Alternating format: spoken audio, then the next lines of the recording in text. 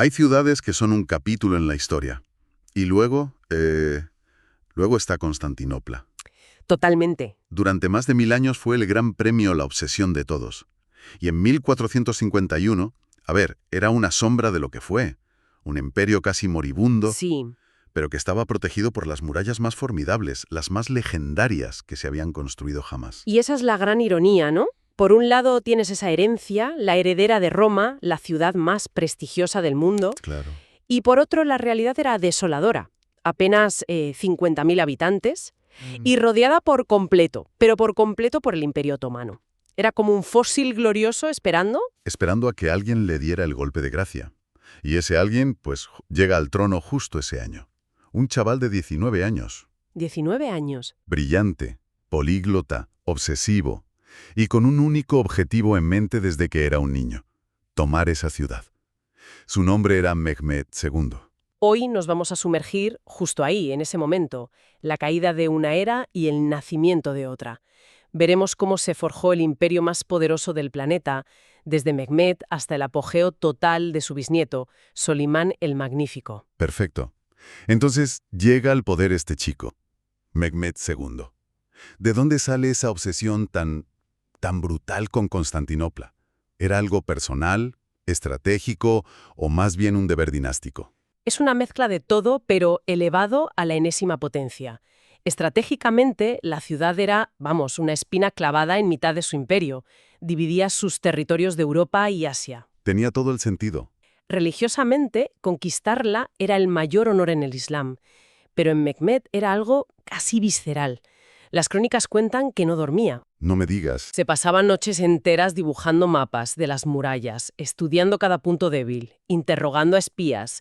Era un príncipe renacentista, ¿sabes? Fascinado por la historia, por la tecnología, y veía la conquista como su destino. Un destino que se iba a chocar de frente contra 6 kilómetros de pura leyenda de piedra.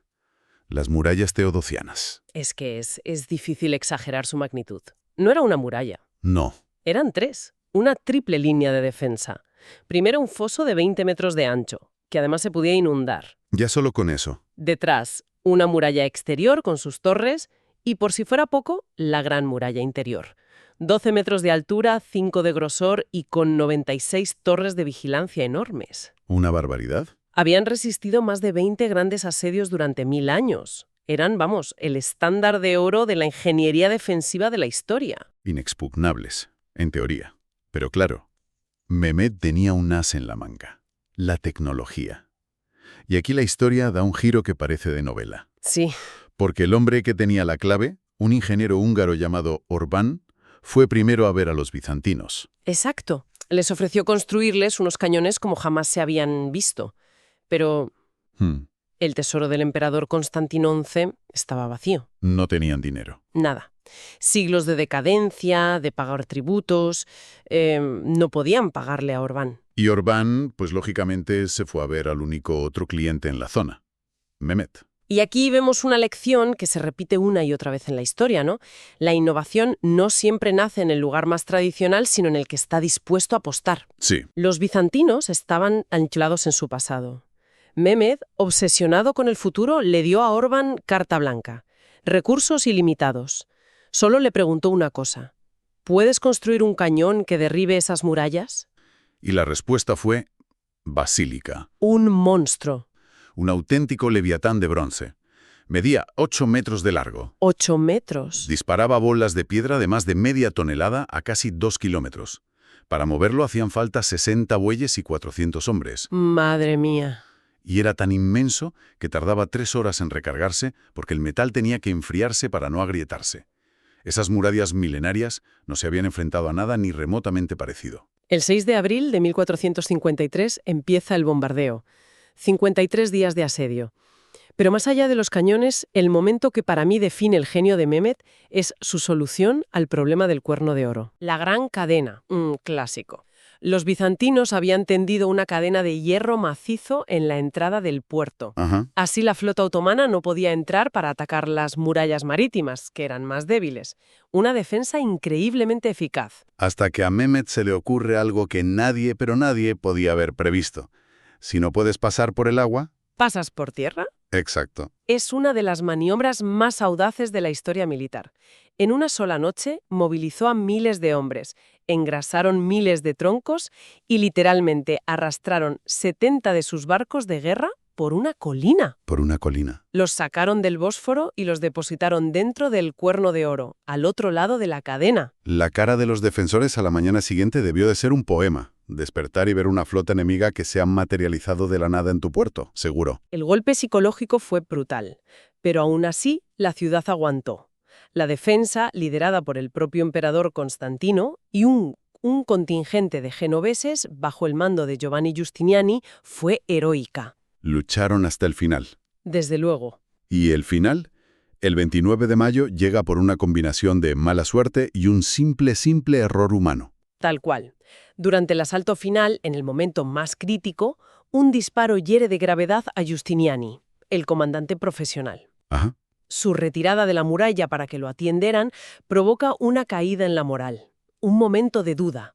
Y en ese preciso instante de caos, Alguien descubre una puertecita, la Quercoporta. una pequeña poterna en la muralla que, por un descuido, alguien había dejado abierta, sin cerrar. No me lo puedo creer. Un solo error en el peor momento posible. Los genízaros, las tropas de élite, se cuelan por ahí, suben a las murallas, izan el estandarte otomano. Y la defensa se desmorona. La ciudad estaba perdida, y el último emperador de Roma, Constantino XI, al verlo todo perdido, se arranca sus insignias imperiales Para no ser capturado, sí. y se lanza a la lucha muriendo anónimamente entre sus soldados. Es un final increíblemente poético y trágico. Ese mismo día, Mehmed entra en la ciudad. Dicen que con mucha solemnidad. Cabalga hasta la gran catedral de Santa Sofía, el corazón de la cristiandad ortodoxa, y ordena que se convierta en mezquita. Se me pone la piel de gallina al pensar en el silencio después de la batalla. Una era había terminado. Pero para Mehmed, esto no era un final, ¿verdad? Era el principio. Exacto. La conquista lo cambió todo, pero sobre todo, lo cambió a él. No se veía como un destructor, se veía como un continuador. Adoptó un título alucinante, Kaiser y Rum. César de Roma. Ni más ni menos. Se proclamó heredero legítimo del Imperio Romano. Es una declaración de intenciones brutal. No vengo a arrasar, vengo a heredar el trono. Y lo demostró con una astucia política increíble. De lo primero que hizo fue nombrar un nuevo patriarca para la Iglesia Ortodoxa. Protegió a sus millones de nuevos súbditos cristianos. Claro, para garantizarse su lealtad. Y para explotar la desconfianza que sentían hacia los católicos de Roma. Fue una jugada maestra de Realpolitik. Esa mezcla de ambición y pragmatismo parece ser una constante. Y la hereda su nieto, Selim I, aunque con una dosis extra de crueldad. Selim el Severo le llamaban. Y se ganó el apodo a pulso, vamos. Para llegar al trono, forzó a su padre a abdicar y eliminó a todos sus hermanos y sobrinos. Implacable. Jo. Pero como estratega militar era un genio. En solo 8 años, entre 1512 y 1520, duplicó el tamaño del imperio. Espera. Duplicar un imperio de ese tamaño en 8 años. Eso es una locura. ¿Fue solo fuerza bruta o había una estrategia detrás de ese enfoque en el sur, en los mamelucos? Había una estrategia brillantísima. Selim entendió que el gran rival de los otomanos era el sultanato mameluco, que controlaba Egipto, Siria y las rutas de la seda y las especias. El dinero. Y el poder. En 2 batallas clave, su ejército con artillería moderna aniquiló a la caballería medieval mameluca. Pero no fue solo una conquista territorial. ¿Qué más consiguió? Los 2 premios gordos del mundo islámico. Primero, el control económico. Y segundo, y más importante, el control de las ciudades santas, de la Meca y Medina. Claro. Al proclamarse guardián de las ciudades santas, Selim reclamó para sí el título de califa. Esto convirtió al sultán otomano en la máxima autoridad religiosa del Islam suní. Preparó el terreno para la Edad de Oro. Y esa Edad de Oro tiene un nombre propio. El hijo de Selim, Solimán, sube al trono en 1520. El apogeo absoluto. Un reinado de 46 años, el más largo de la historia otomana. En Occidente le llamamos el Magnífico. Por el esplendor, las conquistas. Exacto. Pero en su imperio le conocían como Kanuni, el legislador. Y ambas visiones son ciertas y definen su reinado a la perfección. Militarmente parece imparable. Toma Abdelgrado, que se le había resistido a su bisabuelo Mehmed. expulsa a los caballeros de Rodas y en 1526, en Mohács, literalmente borra del mapa el reino de Hungría en menos de 2 horas. La batalla de Mohács fue una demostración de poder abrumadora.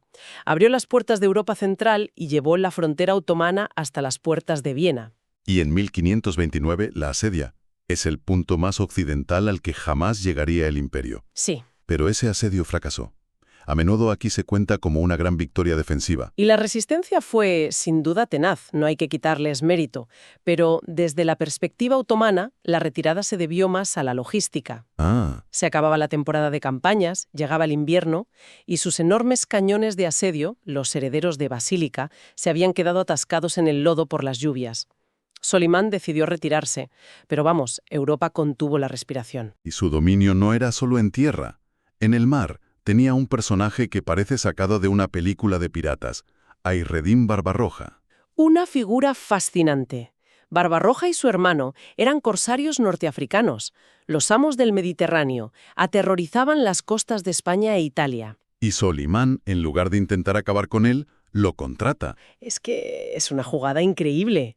¿Qué te dice de Solimán el estar dispuesto a nombrar a un corsario, a un proscrito, como su gran almirante, el Capudan Pasha de la flota imperial? Pues que era un pragmático que valoraba el talento por encima de todo. Exacto. Veía en Barbarroja no a un bandido, sino al mejor marino de su tiempo, y acertó de pleno.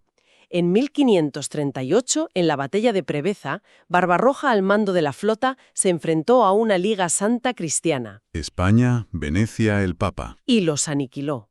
Esa victoria aseguró el dominio otomano del Mediterráneo durante más de 30 años. Magnífico en la guerra, pero antes decías que también era el legislador. Sí, y este es quizás su legado más duradero. Solimán reformó todo el sistema legal. Creó un código, el Qanun, que armonizaba la ley islámica, la Sharia, con el derecho civil del sultán. Un código que se aplicó durante siglos. Y supongo que con tanto poder y riqueza, Estambul se convirtió en el centro del mundo. Sin duda, fue un florecimiento cultural sin precedentes. Solimán fue un gran mecenas, y en esta época trabaja el arquitecto más importante del imperio, Mimar Sinan. El Miguel Ángel otomano. A veces le llaman así, sí. Sus mezquitas, como la majestuosa Suleimaniye, que domina Estambul, son obras maestras absolutas de la arquitectura mundial. Pero este florecimiento cultural ¿era solo para la élite de la capital o tuvo un impacto real en la vida de la gente del imperio? Es una gran pregunta. Obviamente, el esplendor de la corte era para la élite, pero las reformas legales de Solimán sí tuvieron un impacto directo, regularizando impuestos y protegiendo a los campesinos de abusos. Y las grandes obras públicas, puentes, acueductos, beneficiaron a todos. El imperio funcionaba, y funcionaba bien. Pero no se puede entender este reinado sin hablar de la mujer que lo cambió todo, Hürrem Sultana. Conocida en Europa como Roxelana, su historia es una de las más extraordinarias de cualquier monarquía. Era una esclava capturada en lo que hoy es Ucrania y llevada al harén. Una más entre cientos. Pero no fue así. Logró lo imposible. Logró enamorar al hombre más poderoso del mundo. Y no solo eso, sino cambiar las reglas del juego. ¿Cómo? Lo cautivó con su inteligencia, su carácter. Su nombre turco, Hürrem, significa la alegre. Y Sulimán rompió 2 siglos de tradición por ella. Primero, la liberó y se casó legalmente con ella. Algo inaudito. Totalmente. La convirtió en su esposa legítima. Y segundo, se volvió monógamo. Despidió al resto del harén y le fue fiel solo a ella. Fue una historia de amor real, de las de verdad. He leído fragmentos de sus cartas y son increíblemente tiernas. Él la llamaba mi primavera, mi amor de rostro alegre. Es la imagen de un hombre completamente enamorado. Pero esta historia de amor tiene un lado muy oscuro, que está ligado a la sucesión. El heredero aparente era el hijo mayor de Sulimán, el príncipe Mustafa. Pero su madre era otra concubina. Ah, claro. Y Mustafa era, según todos, el heredero perfecto. ¿En qué sentido? Era un gobernador brillante, un guerrero valiente y, sobre todo, era inmensamente popular. El pueblo lo adoraba y el ejército, sobre todo los genízaros, lo idolatraba. Pero claro, no era el hijo de Hürrem. Y ella quería que sus propios hijos heredaran el trono. Aquí es donde la historia se tuerce. se tuerce de una forma terrible. En 1553, Solimán convocó a Mustafa a su tienda. Cuando el príncipe entró, confiado, lo emboscaron los verdugos sordomudos del sultán y lo estrangularon con una cuerda de seda, Uf, delante de su propio padre. matar a tu propio hijo. Y encima al que parecía el heredero perfecto. Más allá de la política, cuesta imaginar el peso de esa decisión para un padre. ¿Hay constancia de cómo le afectó a Sulimán? Absolutamente. La versión oficial fue que Mustafa conspiraba, pero la mayoría de historiadores creen que fue una intriga orquestada por Hurrem y su yerno, el gran visir, que le llenaron la cabeza de sospechas a un Solimán ya envejecido. El impacto debió ser terrible. Devastador. Todo el imperio lloró a Mustafa. Los genízaros estuvieron al borde de la rebelión y se dice que Solimán nunca se recuperó del remordimiento. Muchos ven en ese acto la primera grieta seria en la estructura dorada del imperio. Porque el camino quedó despejado para el hijo de Hurrem, Selim, que no tenía ni de lejos la misma reputación que Mustafa. Exacto. El heredero pasó a ser Selim, que pasaría a la historia como Selim el Borracho, un gobernante considerado mucho menos competente que marcó el inicio de una serie de sultanes menos capaces.